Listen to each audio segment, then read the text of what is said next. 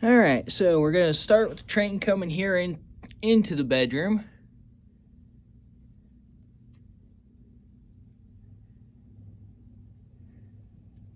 This is the Tech 4 280 controller.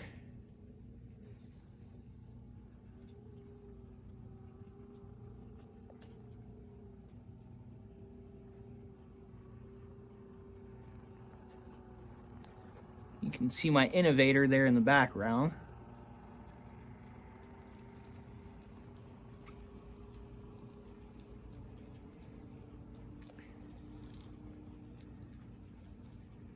I've got the train going slow just because it's not a very good grade there, and I'm gonna name off the cars that I have custom made.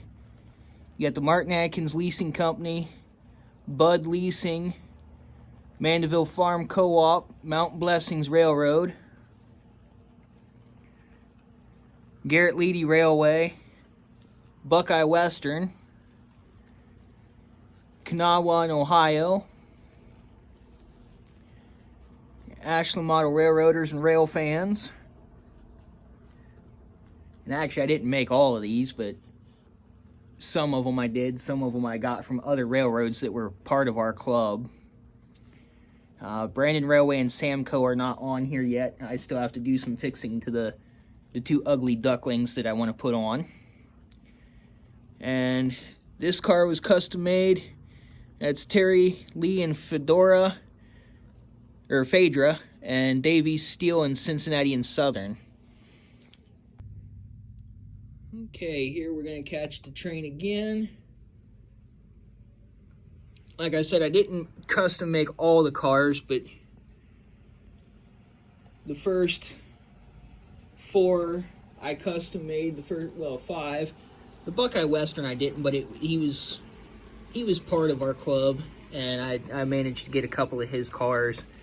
I'm trying to do that so I can have equipment that other people custom made or had done up in one way or another. Martin Atkins Leasing, that's my uncle, and Bud X, that's one of my other uncles.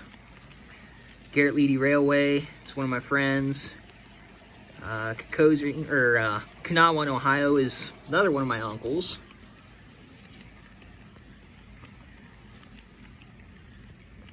And then you got the car with the wheels on it, that was Dean Freytag, Terry Lee and Phaedra.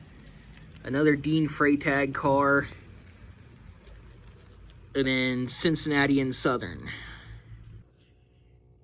Okay, and here's going to be the last spot where we're going to catch the train. I'm going to roll the train up to the bridge, and then I'm going to stop it to show you guys what I mean. There's a little problem. I'll go ahead and show you the controller. It's Tech 2 Locomotion 2500 by MRC. And hopefully you guys can hear this. Sounds like it's more from 7202, but it's at 0 throttle. Lights are on. So maybe y'all can tell me what the problem is here. Go ahead and set my camera down for a second so I can get the train moving. To me, I think I've got some feedback or some AC power going to the track or something. I'm not sure. But maybe y'all know. And I added another car because I forgot there is another car guy that was part of our, or is part of our club. He since moved and had to dismantle his railroad. But I did manage to get one of his cars from something that he was modeling.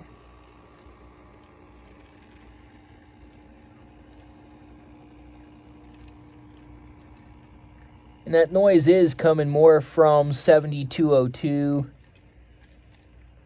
than anything else.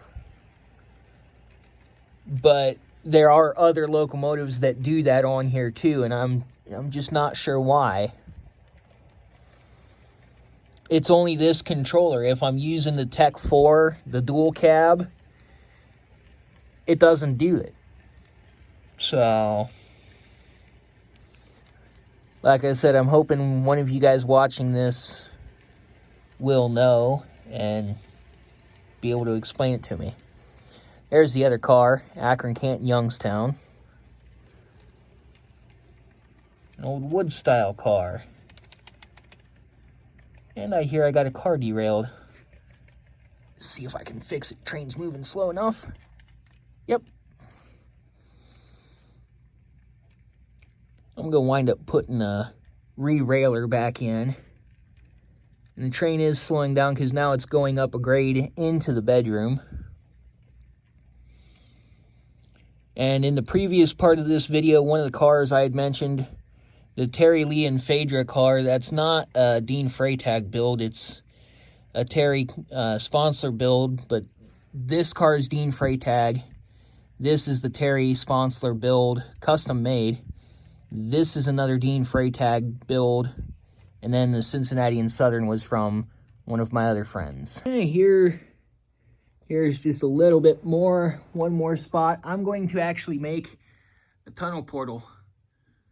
It goes over the track here under the bed, and I'm going to close that all off and make a tunnel or exit here and an entrance back by that blue beer can.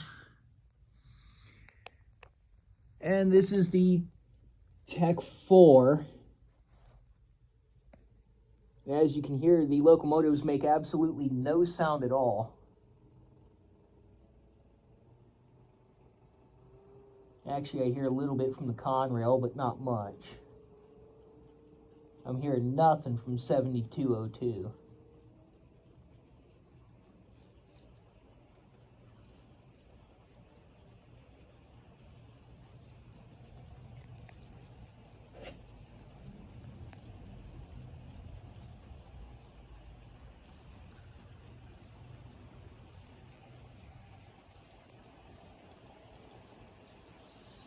And please stay tuned to my videos because you never know when I'll have bonus footage for you.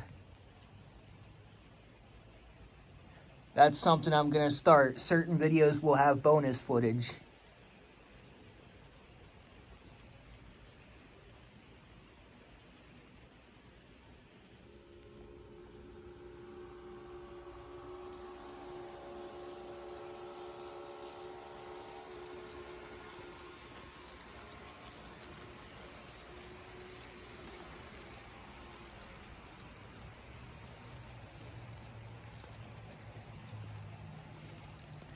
And actually, this is where I'm going to have to stop the train because I have a spot in my track that I have to fix.